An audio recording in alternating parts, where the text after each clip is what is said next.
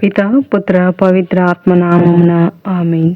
ప్రియ స్నేహితులారా, మీ అందరికీ దేవుని యొక్క ఆశీస్సులను తెలియచేస్తూ జూబ్లీ 2025 సంవత్సరంలో బైబిల్ గ్రంథాన్ని పఠించడానికి మీ అందరినీ కూడా ప్రోత్సహించాలని నా ఉద్దేశం. మరి యొక్క గొప్ప కార్యాన్ని చేయడానికి దేవుడు ఎంతగానో దీవిస్తున్నందుకు కృతజ్ఞతలు చెబుతూ యోహాను సువార్త 8వ అధ్యాయం 21వ వచనం నుండి చదువుకుందాం. అవిశ్వాసులకు హెచ్చరిక. యేసు మరలా వారితో, నేను ఇక వెళ్ళిపోవచ్చున్నాను. మీరు నన్ను వెతుకుదురు, కానీ మీరు మీ పాపంలోనే మరణింతురు. నేను వెళ్ళు స్థలమునకు మీరు రాలేరు అనెను. అప్పుడు యూదులు, ఇతడు నేను వెళ్ళు స్థలమునకు మీరు రాలేరు అని చెప్పుచున్నాడు, ఆత్మహత్య చేసుకునునా అని చెప్పుకొనిరి. యేసు వారితో, మీరు క్రింద నుండి వచ్చిన వారు, నేను పైనుండి వచ్చిన వాడను. మీరు ఈ లోకమునకు చెందినవారు, నేను ఈ లోకమునకు చెందిన వాడను కాను. కనుక మీరు మీ పాపంలోనే మరణింతురు అని చెప్పి తిని, నేనే ఆయనను అని విశ్వసింపని ఎడల మీరు మీ పాపంలోనే మరణింతురు అని చెప్పెను. అట్లయినా నీవు ఎవడవు అని వారు ప్రశ్నించిరి. అందుకు యేసు, మొదటి నుండి నేను ఎవడనని మీతో చెప్పుచుంటినో ఆయననే నేను. మిమ్ములను గూర్చి చెప్పవలసిన, తీర్పు తీర్చవలసిన విషయములు అనేకములు కలవు, కానీ నన్ను పంపినవాడు సత్యస్వరూపి. నేను ఆయన యొద్ద నుండి వినిన వానిని లోకమునకు బోధించుచున్నాను అనెను. ఆయన ఈ మాటలు తండ్రిని గూర్చి చెప్పినని వారు గ్రహింపలేదు. కావున యేసు, మీరు మనుష్య కుమారుని పైకెత్తినప్పుడు నేనే ఆయనననియు, సర్వాధికారంతో నేను ఏమీ చేయక తండ్రి నాకు నేర్పిన వానినే మీకు చెప్పుచున్నాననియు గ్రహింతురు. నన్ను పంపినవాడు నాతో ఉన్నాడు. నేను ఎప్పుడునూ ఆయనకు ప్రీతికరమగు పనులనే చేయుచున్నాను. కనుక ఆయన నన్ను ఏకాకిగా విడిచిపెట్టలేదు అని చెప్పెను. ఆయన ఈ విషయములను గూర్చి మాట్లాడుచుండగా అనేకులు ఆయనను విశ్వసించిరి, స్వతంత్రులు దాసులు. అప్పుడు యేసు తన్ను విశ్వసించిన యూదులతో, మీరు నా మాటపై నిలిచియున్నచో నిజముగా మీరు నా శిష్యులై ఉందురు. మీరు సత్యమును గ్రహించెదరు, సత్యము మేము స్వతంత్రులను చేయును అనెను. మేము అబ్రహాము వంశీయులము, మేము ఎన్నడూను ఎవరికిని దాసులమై ఉండలేదు. మీరు స్వతంత్రులగుదురు అని ఎట్లు చెప్పగలవు అని వారు అడిగిరి. అందుకు యేసు, నేను మీతో చెప్పు విషయముగా నిశ్చయముగా చెప్పుచున్నాను, పాపం చేయు ప్రతి వాడును పాపమునకు దాసుడు. దాసుడు ఎల్లప్పుడూ కుటుంబమునకు చెందినవాడు కాడు, కానీ కుమారుడు ఎల్లప్పుడూ కుటుంబమునకు చెందినవాడు. కుమారుడు మిమ్ము స్వతంత్రులను చేసిన ఎడల నిజముగా మీరు స్వతంత్రులై ఉందరు. మీరు అబ్రహాము వంశీయులని నేను ఎరుగుదును, అయినను మీరు నా బోధను అంగీకరింపరు, కనుక నన్ను చంపుటకు యత్నించుచున్నారు. నేను నా తండ్రి యొద్దను చూసిన విషయమును చెప్పుచున్నాను, మీరు మీ తండ్రి యొద్ద వినిన వానిని ఆచరించుచున్నారు అని సమాధానమిచ్చెను. సాతాను సంతతి. అంతటా వారు ఆయనతో, మా తండ్రి అబ్రహాము అనిరి. అందుకు యేసు, మీరు అబ్రహాము బిడ్డలైనచో ఆయన పనులను చేయుదురు, కానీ దేవుని యొద్ద నుండి వినిన సత్యమును బోధించుచున్న నన్ను మీరు చంప యత్నించుచున్నారు. అబ్రహాము అట్లు చేయటలేదు, మీరు మీ తండ్రి పనులను చేయుచున్నారు అనెను. అందుకు వారు, మేము జారిని సంతానము కాము, దేవుడొక్కడే మా తండ్రి అని పలికిరి. అందుకు యేసు, నిజముగా దేవుడు మీ తండ్రి అగుచో మీరు నన్ను ప్రేమించి ఉండేవారు. ఎలైనా నేను ఆయన యొద్ద నుండి బయలుదేరి వచ్చి ఉన్నాను. ఆయన పంపుట వలననే వచ్చి తిని, కానీ నా అంతట నేను రాలేదు. ఎలా మీరు నా మాటలు గ్రహింపుకున్నారు? నా బోధ వెనుజాలకుండుట వలననే కదా మీరు మీ తండ్రి యగు సైతాను సంతానం, మీ తండ్రి కోరికలను నెరవేర్పు కోరుచున్నారు. అతడు మొదటి నుండి నరహంత సత్యమునకు నిలబడడు. ఎలైనా సత్యమనున్నది వానిలో లేదు. అబద్ధమాడుట వానికి స్వభావ సిద్ధం. ఏలైనా వాడు అసత్యవాది, అసత్యమునకు తండ్రి. నేను సత్యమును పలుకుచున్నాను, మీరు నన్ను విశ్వసింపరు. మీలో ఎవడు నాపై పాపదోషమును ఆరోపించగలడు? నేను సత్యము పలికినను మీరు ఎలా నన్ను విశ్వసింపరు? దేవునికి సంబంధించిన వాడు దేవుని మాటలను ఆలకించును. మీరు దేవునికి సంబంధించిన వారు కారు కనుక మీరు వానిని ఆలకింపరు అనెను. యేసు, అబ్రహాము నీవు సమరయుడవనియు దయ్యం పట్టిన వాడవనియు మేము చెప్పుట సముచితమే గదా అని యూదులు పలికిరి. అందుకు యేసు, నేను దయ్యం పట్టిన వాడను కాను, నేను నా తండ్రిని గౌరవించుచున్నాను, కానీ మీరు నన్ను అగౌరవపరుచుచున్నారు. నేను నా కీర్తిని వెదుకటలేదు, దానిని వెదకి తీర్పు చెప్పువాడు ఒకడున్నాడు. నా మాట పాటించువాడు ఎన్నటికి మరణమును చవి చూడడు అని నిశ్చయముగా చెప్పుచున్నాను అనెను. అంతటి యూదులు, నీకు దయ్యం పట్టినదని మాకు ఇప్పుడు నిశ్చయముగా తెలియను. అబ్రహాము ప్రవక్తలను మరణించిరి. నా మాట పాటించువాడు ఎన్నటికి మరణమును చవి చూడడు అని నీవు చెప్పుచున్నావు. మా తండ్రి అయిన అబ్రహాము మరణించెను, నీవు అతని కంటే గొప్పవాడవా? ప్రవక్తలను మరణించిరి, నీవు ఎవడివని అనుకొనుచున్నావు అని పలికిరి. అందుకు యేసు, నన్ను నేను మహిమపరచుకొనిన ఎడల అది మహిమ కానేరదు. మీ దేవుడని మీరు చెప్పుకొనుచున్న ఆ నా తండ్రియే నన్ను మహిమపరచుచున్నాడు.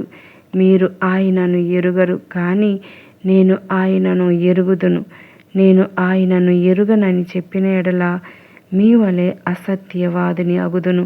అయితే నేను ఆయనను ఎరుగుదును, ఆయన మాటను పాటించుచున్నాను. మీ తండ్రి అబ్రహాము నా దినమును చూచుటకు మిగుల కుతూహలపడెను, అతడు దాన్ని చూచి సంతసించెను అనెను. నీకు ఇంకను 70 సంవత్సరములైనను నిండలేదు, నీవు అబ్రహామును చూచితివా అని యూదులు ప్రశ్నించిరి. అందుకు యేసు, అబ్రహాము జన్మించుటకు పూర్వమే నేను ఉన్నాను అని మీతో నిశ్చయముగా చెప్పుచున్నాను అని పలికెను. అందువలన వారు ఆయనపై రాళ్ళు రువ్వు పూనుకొనిరి, కానీ ఆయన దేవాలయం నుండి తప్పుకొని పోయెను. యోహాను సువార్త 9వ అధ్యాయం. పుట్టుగుడ్డు వానికి దృష్టిదానం. యేసు మార్గమున పోవచ్చు ఒక పుట్టుగుడ్డి వానిని చూచెను. ఆయన శిష్యులు, బోధకుడా, వీడు గుడ్డివాడుగా పుట్టుటకు ఎవరు పాపం చేసిరి, వీడా వీని తల్లిదండ్రులా అని యేసును అడిగిరి. అందుకు యేసు, వీడు గాని వీడు తల్లిదండ్రులు గాని పాపము చేయలేదు, దేవుని మహిమ వీని నుండి బయలుపడుటకై వీడు గుడ్డివాడిగా పుట్టెను. పగటి వేళనే నన్ను పంపిన వాని పనులు మనము చేయుచుండవలేను. రాత్రి దగ్గర పడుచున్నది, అప్పుడు ఎవడునూ పని చేయలేడు. ఈ లోకమున నేను ఉన్నంతకాలం నేను లోకమునకు వెలుగును అని పలికి నేల మీద ఉమ్మివేసి ఆ ఉమ్మితో మట్టిని కలిపి గుడ్డివాని కనుల మీద రాసి, వెళ్ళి సిలోయము కోనేటిలో కడుక్కొనుము అని చెప్పెను. సిలోయము అనగా పంపబడిన వాడు అని అర్థము. ఆ గుడ్డివాడు వెళ్ళి కడుక్కొని చూపును పొంది తిరిగి వచ్చెను. అప్పుడు వాని ఇరుగు పొరుగు వారును, అంతకు పూర్వము వాడు భిక్షమెత్తుటను చూచిన వారును కూర్చుండి, భిక్షమడుగుకొనువాడు వీడు కాడా అనిరి. కొందరు అవును వీడే అనిరి.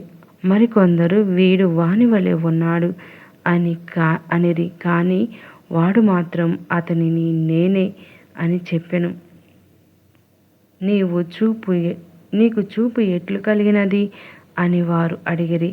అందుకు వాడు, యేసు అను మనుషుడు మన్ను కలిపి నా కళ్ళ మీద రాసి, వెళ్ళి సిలోయేములో కడుక్కొనుము అని చెప్పెను. నేను వెళ్ళి కడుగుకొనగా నాకు చూపు కలిగెను అని చెప్పెను. అతడు ఎక్కడ ఉన్నాడు అని వారు అడిగిరి. నాకు తెలియదు అని వాడు పలికెను. అంతట వారు చూపును పొందిన ఆ గుడ్డివానిని పరిసయ్యుల యొద్దకు తీసుకుని పోయిరి. యేసు మట్టిని కలిపి వాని కన్నులు తెరచిన దినము విశ్రాంతి దినము. అందుచే పరిసయ్యులు కూడా వానిని, నీకు ఎట్లు చూపు వచ్చినది అని అడిగిరి. ఆయన కలిపిన మట్టిని నా కన్నుల మీద రాచెను, నేను కడుగుకొంటిని, నాకు చూపు కలిగినది అని వాడు వారితో చెప్పెను. ఇతడు విశ్రాంతి దినమును పాటింపలేదు కనుక దేవుని యొద్ద నుండి వచ్చిన వాడు కాడు అని కొంతమంది పరిసయ్యులు అనిరి. కానీ మరికొందరు, పాపి అయిన మనుషుడు ఇట్టి అద్భుత కార్యములు ఎట్లు చేయగలడు అనిరి. ఇట్లు వారిలో భేదాభిప్రాయములు కలిగెను. వాడు మరలా ఆ గుడ్డివాణ్ణి, అతడు నీకు దృష్టిని ఇచ్చినంచున్నావు కదా, అతనిని గూర్చి నీ అభిప్రాయమేమి అని అడిగిరి. ఆయన ఒక ప్రవక్త అని వాడు చెప్పెను. వాడు గుడ్డివాడై ఉండెనని, ఇప్పుడు చూపును పొందెనని యూదులు నమ్మక వాని తల్లిదండ్రులను పిలిపించి, వీడు మీ కుమారుడా? వీడు గుడ్డివానిగా పుట్టెనా?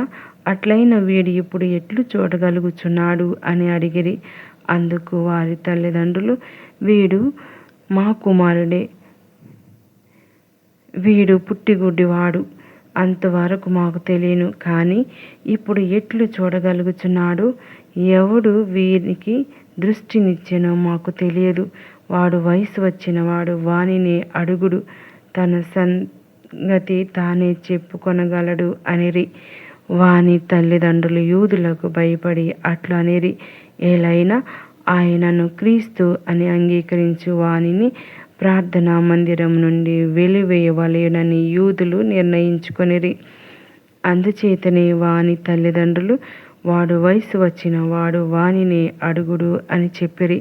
వారు ఆ గుడ్డి వానిని మరలా పిలిపించి వానితో, దేవుని స్తుతింపుము, ఆ మనుష్యుడు పాపాత్ముడు అని మాకు తెలియను అనిరి. అందుకు వాడు, ఆయన పాపాత్ముడో కాడో నాకు తెలియదు, కానీ ఒకటి మాత్రము నాకు తెలియను, నేను గుడ్డివాడినై యుంటిని, ఇప్పుడు చూడగలుగుచున్నాను అనెను. వారు వానిని, అతడు నీకేమి చేసెను? నీ కన్నులు ఎట్లు తెరచెను అని ప్రశ్నించిరి. అందుకు వాడు, ఇంతకు మునిపే చెప్పితిని, కానీ మీరు వినిపించుకొనట్లేదు. మరలా ఎందుకు వినగోరుచున్నారు? మీరు కూడా ఆయన శిష్యులు కాగోరుచున్నారా ఏమి అని పలికెను. వారు వానిని దూషించుచు, నీవే వాని శిష్యుడవు, మేము మాత్రం మోషే శిష్యులము. దేవుడు మోషేతో సంభాషించెనని మేము ఎరుగుదము, కానీ ఇతడు ఎక్కడ నుండి వచ్చినో మేము ఎరుగము అనిరి. అందుకు వాడు, ఆయన నాకు దృష్టిని ఇచ్చెను, ఆయన ఎక్కడి నుండి వచ్చినో మీరు ఎరుగకపోవుట ఎంత ఆశ్చర్యకరం. దేవుడు పాపులను ఆలకింపడని మనము ఎరుగుదము, కానీ ఆయనను ఆరాధించుచు ఆయన చిత్తమును నెరవేర్చు వానిని ఆయన ఆలకించును. ప్రపంచ ప్రారంభము నుండి నేటి వరకు ఎవడును పుట్టుగుడ్డి వానికి దృష్టినిచ్చినట్లు వినియుండలేదు. ఆయన దేవుని యొద్ద నుండి వచ్చినవాడు, కాని ఎడల ఏమియును చేయజాలడు అని వారితో చెప్పెను. అందుకు వారు, పాపకోపములో జన్మించిన నీవు మాకు బోధింప బయలుదేరితివా అని వానిని వెలివేసిరి. ఆత్మ సంబంధమైన అంధత్వం. వానిని వెలివేసిన వార్త విని యేసు వారిని కలుసుకొని, నీవు మనుష్య కుమారుని విశ్వసించుచున్నావా అని అడిగెను. అందుకు వాడు, ప్రభు, నేను విశ్వసించుటకు ఆయన ఎవరు అని ప్రశ్నించెను. నీవు ఆయనను చూచితివి, నీతో మాట్లాడుచున్నవాడు ఆయనయే అని యేసు వానితో చెప్పెను. ప్రభు, నేను విశ్వసించుచున్నాను అని వాడు ఆయనను ఆరాధించెను. చూపు లేని వారు చూచుటకు, చూపు గలవారు అంధులగుటకు, తీర్పు చేయుటకు ఈ లోకమునకు వచ్చియున్నాను అని యేసు చెప్పెను. ఆయనతో ఉన్న పరిసయ్యులు కొందరు అది విని, మేము కూడా గ్రుడ్డివారమా అనిరి. అందుకు యేసు, మీరు నిజముగా గ్రుడ్డివారై ఉన్న ఎడల మీ యందు పాపదోషం ఉండేది కాదు, కానీ మీరు దృష్టి గలవారమని చెప్పుచున్నారు కనుక మీ యందు పాపదోషం నెలకొని ఉన్నది అని పలికెను. ఇది ప్రభువు వాక్కు. సర్వేశ్వరుడు